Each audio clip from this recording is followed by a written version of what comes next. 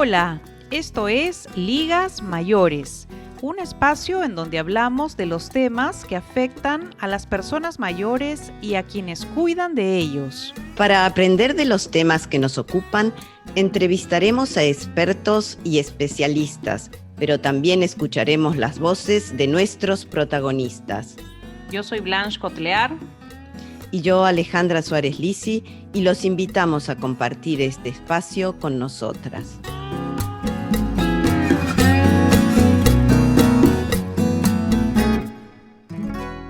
Hola, bienvenidos a Ligas Mayores. En este programa vamos a tener nuevamente al licenciado Alfredo Ruiz. Esta es una continuación de nuestro programa anterior en la que hablamos sobre el envejecimiento como proceso fisiológico. Alfredo Ruiz es licenciado en Psicología de la Universidad de Buenos Aires, es máster en Neuropsicología de la Universidad Nacional de Córdoba, Argentina. Es profesor asociado de la Cátedra de Neuropsicología, carrera de Psicología en la Universidad Nacional de Comahue. Es investigador sobre temas vinculados al estado cognitivo y al envejecimiento. Alfredo además es miembro de la Comisión Científica ALMA de Comahue, la Asociación de Lucha contra el Mal de Alzheimer y Alteraciones Semejantes de la República Argentina. Alfredo tiene una práctica clínica con adultos mayores y hace evaluación neuropsicológica. Entonces, en este programa vamos a continuar hablando del envejecimiento fisiológico o envejecimiento normal y nos vamos a centrar específicamente en temas de la memoria, porque es importante la memoria en el proceso de envejecimiento. También nos centraremos en otros indicadores de funcionalidad de los adultos mayores y en otros indicadores externos de envejecimiento como las canas y las arrugas. Alfredo, regresando al tema de envejecimiento normal y envejecimiento patológico, se habla mucho de los temas de memoria, cómo funciona la memoria y si es un indicador del proceso de envejecimiento.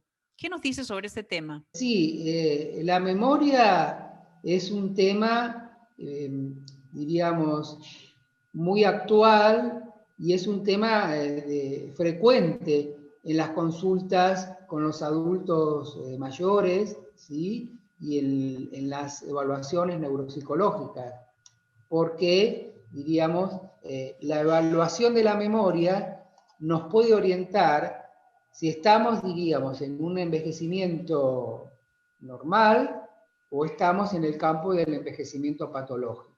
La memoria, diríamos, es una función muy importante en la vida, que lo que nos permite es como tener un registro de nuestras experiencias. Ese registro de las experiencias que vamos armando a través de la vida va conformando nuestra identidad. A veces hay personas, y fundamentalmente aparece esto a partir de los 50 años, que empiezan a manifestar quejas de memoria. O sea, lo que nos dicen es, bueno, mi memoria no es como la de antes, no está funcionando como antes, yo me doy cuenta que me olvido cosas, entonces, que llego a la cocina y no sé para qué he venido hasta aquí. Por ejemplo, no fui a un lugar y no sé a qué fui ahí, o la clásica queja, ¿dónde dejé la llave? ¿Sí? Entonces, cuando nosotros recibimos una persona que presenta quejas de memoria, lo que corresponde es evaluarlas y no, digamos, subestimarlas como diciendo, bueno, no importa, qué sé yo, a todos nos pasa. Lo que corresponde es evaluarlas justamente para tratar de ver si es un olvido benigno o ya es un indicador de un olvido patológico. Y esto se hace mediante evaluaciones neuropsicológicas. Ahora, los olvidos benignos tienen una característica que los diferencia de los olvidos patológicos. Los olvidos benignos es cuando no podemos recuperar información en un momento, ¿sí? Dónde dejé las llaves, ¿sí? Dónde puse la billetera, dónde guardé tal cosa, pero después de un tiempo, ya sea por un esfuerzo de pensamiento o simplemente aparece espontáneamente, recuperamos la información, ¿sí? Y decimos, me parece que las llaves me las dejé en la campera, en el bolsillo, cuando fui a comprar tal cosa. Hacemos una reconstrucción de la situación. Y, acá está la llave que yo había perdido. Recuperamos la información. En cambio, en los olvidos patológicos no es posible recuperar la información, ¿sí? La información se pierde y no la podemos recuperar. Y en general lo que pasa es que cuando se trata de un olvido patológico, la persona no tiene conciencia de su dificultad o trata de minimizarla y dice, no me acuerdo porque no presté atención, porque para mí eso no era importante, ¿sí? No hay un registro. Es el familiar el que se da cuenta y la persona con la que vive tiene un problema o una dificultad de la memoria o con la memoria, pero no es la persona quien tiene el registro, ¿sí? Entonces, en los olvidos benignos recuperamos la información, ¿sí? Y básicamente lo importante es que estos olvidos benignos no interfieren básicamente con nuestra funcionalidad. Podemos seguir haciendo las mismas cosas que antes, ¿sí? Con alguna dificultad mínima, porque bueno, tenemos que recuperar la información, ¿sí? Pero lo podemos seguir haciendo, no nos incapacita, ¿sí? En cambio, en los olvidos patológicos no se puede recuperar la información, ¿sí? Y bueno, ya estamos en otro campo, que es el campo de la patología, que quedaría, diríamos, por ahí para otro momento, donde, bueno, los recuerdos se van perdiendo, se afecta la memoria y esto afecta el desempeño en la vida cotidiana de las personas, ¿no es cierto? Y ahí ya estaríamos en el campo de las demencias, ¿verdad? Ahí estamos en el campo de las demencias, que son enfermedades orgánicas, ¿sí? Que llevan progresivamente a la pérdida de funciones intelectuales adquiridas, que son progresivas hasta afectar la funcionalidad, ¿sí? Alfredo, hemos hablado de la memoria como un indicador al que debemos prestar atención para identificar si tenemos un envejecimiento normal o un envejecimiento patológico. ¿Podríamos encontrar otros elementos, por ejemplo, en la vida cotidiana? En algunas ocasiones identificamos que personas que funcionaban de una manera muy práctica y resolvían problemas todo el tiempo, de repente problemas cotidianos de casa se convierten en grandes problemas, grandes complicaciones, que hacen que la persona se sienta ofuscado, sobrepasado por la situación. ¿Es esto algún indicador del envejecimiento? ¿Hay algo atrás de esto? La evaluación o el funcionamiento de la memoria es uno de los aspectos, ¿sí? Pero, diríamos, hay que tener en cuenta cambios en el estado de ánimo, que sería, diríamos, una de las cosas que pueden pasar, que pueden aparecer. Por ejemplo, indicadores de ansiedad, indicadores de depresión, o que haya cambios, diríamos, en el humor, de pasar de estar contento a estar irritado, de estar sereno a estar triste, ¿sí? Son cambios, diríamos, del humor, y esto es una de las cosas que hay que tener en cuenta, ¿sí? Y por el otro lado, diríamos, lo que hay que observar es cuáles son los cambios o las modificaciones que se pueden observar en la vida diaria. Tiene que ver con esto que yo venía diciendo, lo que es el desempeño, ¿sí?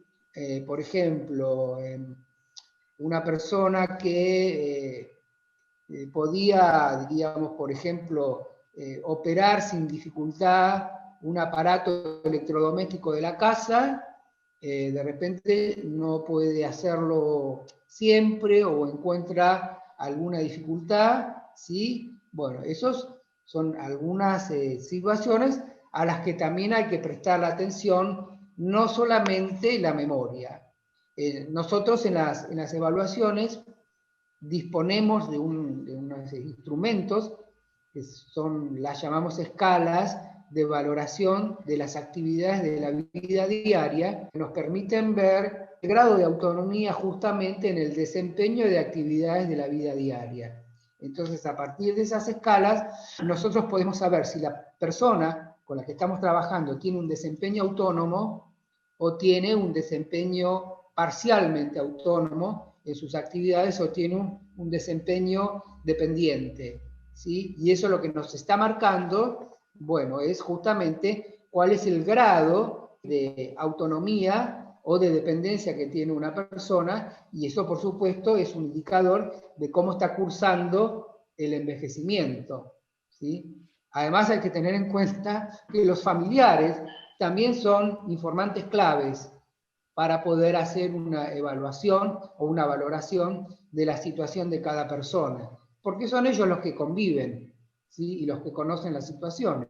Alfredo, con respecto a los indicadores externos o estéticos del envejecimiento, como son la aparición de las canas y de las arrugas, observamos que la mayoría de personas tratan de ocultar o disimular estos indicadores del envejecimiento debido a presiones sociales o culturales, y tratamos de parecer siempre jóvenes por miedo a ser discriminados.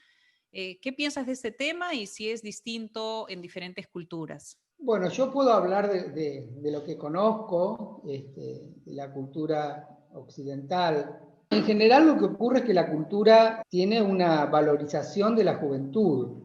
La juventud aparece siempre asociada a otras características o a otras condiciones, como que, quiero decir, la juventud va al lado de la belleza va a la felicidad va al lado de la libertad, ¿sí? Como que hay toda una concepción cultural en torno a la juventud, ¿sí? Que de algún modo se opone, ¿sí? O no termina, diríamos, de aceptar a la persona que va envejeciendo, ¿sí?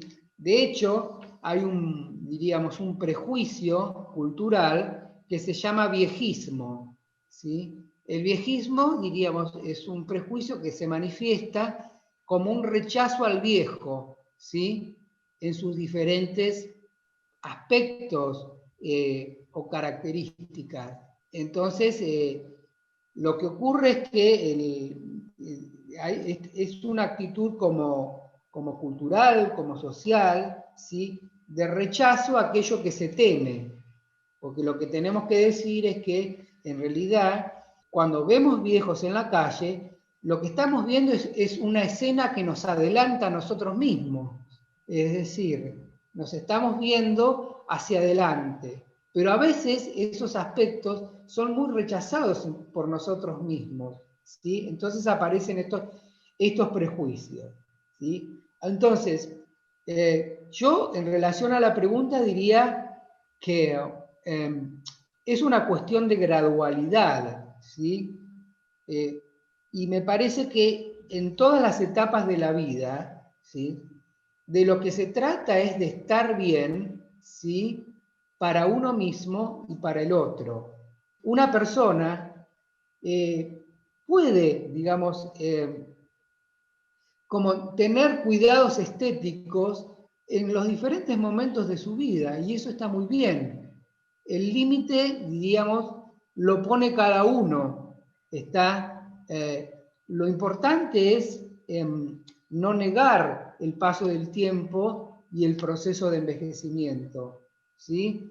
Pero entonces digo, me parece importante que cada persona cuide su estética y su apariencia en los diferentes momentos de su vida, para sí misma y para los demás, porque esto, diríamos, contribuye a la armonía y contribuye al bienestar, ¿sí? Entonces, no quiere decir porque que una persona tenga 80 años, entonces ya no se arregla y no se compra ropa, ¿sí? Y no cuida su cabello si todavía tiene, ¿sí?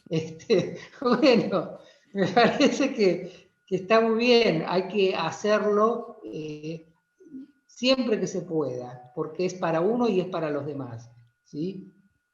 Muy, muy bien. Nos seguiremos tiñendo el pelo sin cargo de conciencia. O no, qué sé yo, depende de lo que cada uno Sí, quiera. sí, es verdad, es verdad. Lo Depende de lo que cada... importante es estar cómodo con el aspecto que uno tiene, ¿no? Blanche comentaba hace un rato de estas personas que se vuelven un poquito adictas, ¿no? A las cirugías estéticas, al Botox, a tantos tratamientos para verse jóvenes. A veces puede, digamos, pasar al aspecto de la obsesión, ¿verdad? Con que tiene que ver con cómo se ve mi aspecto exterior. Quiero ser joven. ¿Puede ser Bueno, que se caiga en una pero obsesión? sí, por supuesto, puede pasar, diríamos que se vaya a ese extremo, pero eso tiene que ver con que la persona no tiene posibilidad de poder transitar su proceso de envejecimiento y aceptarlo como una etapa, como una parte de su vida que van a ocurrir cambios. Entonces, lo que aparecen ahí son conductas, podríamos decir, de tipo negacionistas, que intentan desmentir permanentemente que eso estuviera pasando, ¿sí? Entonces recurren a este tipo de estrategias, ¿sí? Pero como yo dije al principio, el envejecimiento es un proceso inexorable, ¿sí? Inexorable.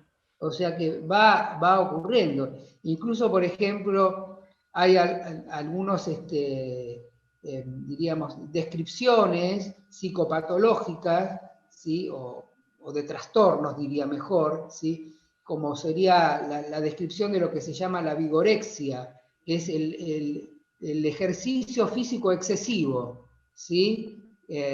A un nivel obsesivo, diríamos, como una forma de mantener un cuerpo que ya no es el que era antes, porque bueno, el tiempo está pasando, ¿sí? Pero se puede seguir teniendo un cuerpo saludable con otra forma, ¿sí? Me parece que eso es el camino que hay que seguir, porque si no nos encontramos ante una situación de negación.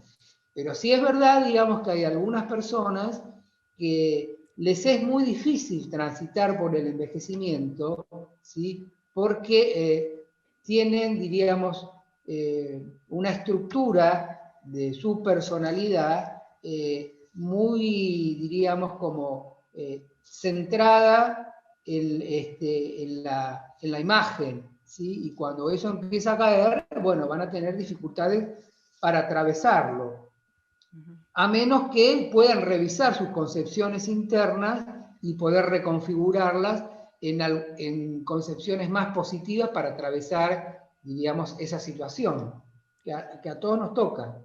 Lo que hay que hacer, hay que anticiparse al envejecimiento, ¿sí? No, lo que quiero decir, no es que el envejecimiento nos caiga a nosotros, sino nosotros nos anticipamos a él y nos vamos preparando, ¿sí? ¿Cómo nos vamos preparando? Y nos vamos preparando desde siempre, en el modo de vida que vamos teniendo. O sea, una persona de 40 años puede estar preparándose para su envejecimiento de acuerdo al modo en que esté viviendo. Entonces es muy importante poder anticiparse al envejecimiento y saber que esto es algo que nos va a ocurrir. De manera de que, bueno, cuando estemos atravesando por esta situación, lo hagamos de una manera saludable.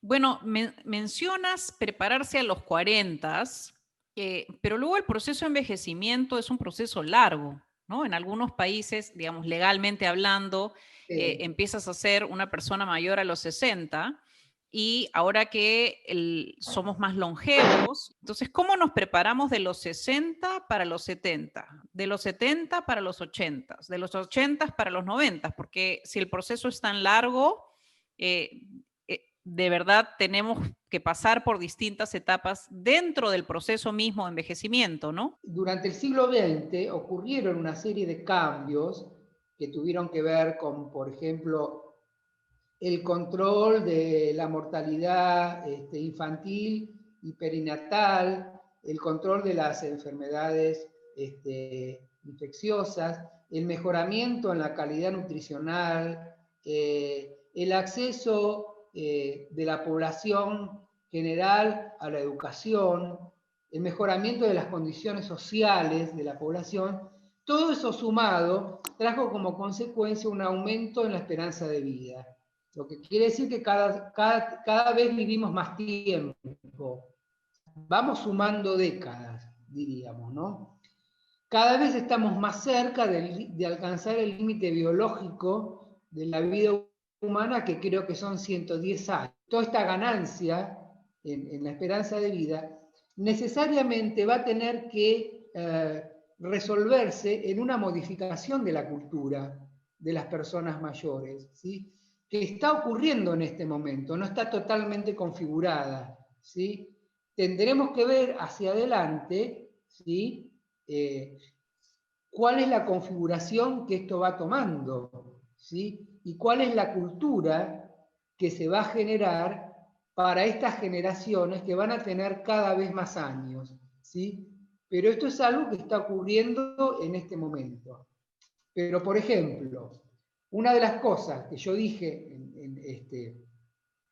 o que por ahí podemos tener en cuenta, es que ya, diríamos, la vejez no está concebida o pensada como un momento pasivo de la vida, ¿sí? Que se puede ser viejo y al mismo tiempo activo, ¿sí? Que se puede ser viejo y al mismo tiempo tener proyectos. Eso es un cambio en la cultura del envejecimiento, ¿sí? Entonces me parece que es algo que está como armándose en este momento, ¿sí? Se está reconfigurando en este momento y lo vamos a poder ver hacia adelante.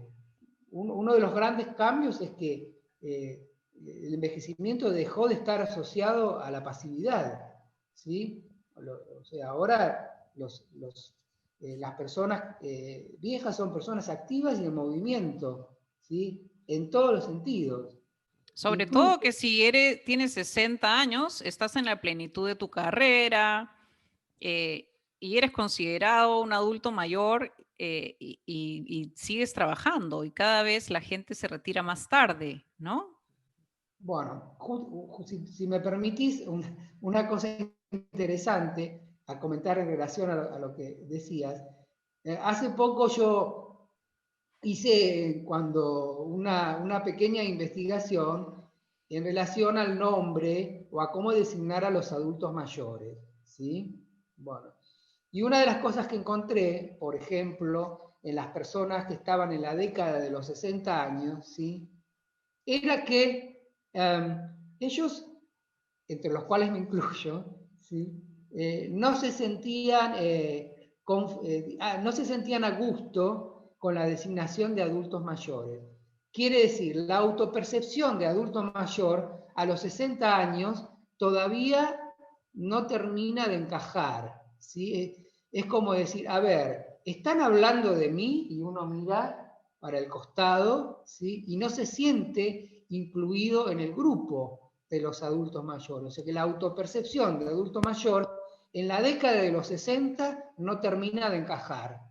¿Sí? Sí, lo que también vemos en general, que con el paso del tiempo, todas las etapas de la vida se han prolongado. Al prolongarse la vida entera, todas las etapas, estaba leyendo, por ejemplo, que la adolescencia se considera ahora que termina casi a los 30 años. Dios mío. Sí, o sea que tienes todavía por Tengo hija delante muchos adolescente. años de niña adolescente, sí. Entonces eso, por ejemplo, cuando yo pienso en mi abuelita a los 9 años preparaba la comida para su hermanito menor.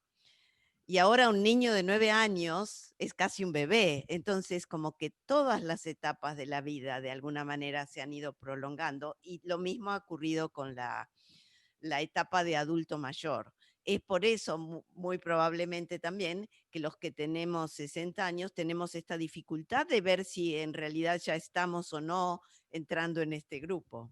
O quieren separar el grupo de 60 del grupo de los 80s o 90s e identificarse de una manera distinta porque se sienten más cercanos del grupo que todavía trabaja, que oficialmente no está retirado, ¿no? Es un tema de identificación. Claro, cada década tiene su particularidad. Por eso digo que no se puede hacer de los adultos mayores un conjunto completamente homogéneo, porque si no, no aparecen las diferencias, ¿sí? Y bueno, si estamos hablando de personas entre 60 y 90 años, bueno, tenemos 30 años, claramente tiene que haber diferencias entre los grupos, eso es así. Muchas diferencias entre los grupos y la funcionalidad. Estaba leyendo en un documento que sacó la OMS sobre adultos mayores que la funcionalidad es un abanico. Es decir, que hay gente que tiene muchísima funcionalidad, que funciona muy bien, que hace cosas, y otros que no.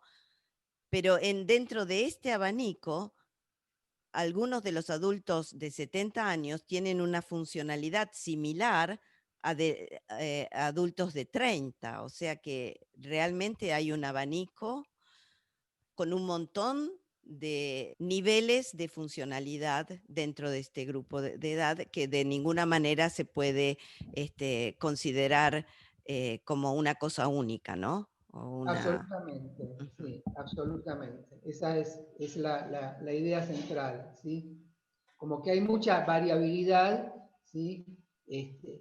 Interindividual, podríamos decir, en el envejecimiento. Por eso hablamos de las vejeces. Alfredo, mil gracias por estar de nuevo con nosotras en Ligas Mayores. Definitivamente te vamos a tener nuevamente para trabajar de otros temas o entrar en algunos de estos temas de manera más puntual.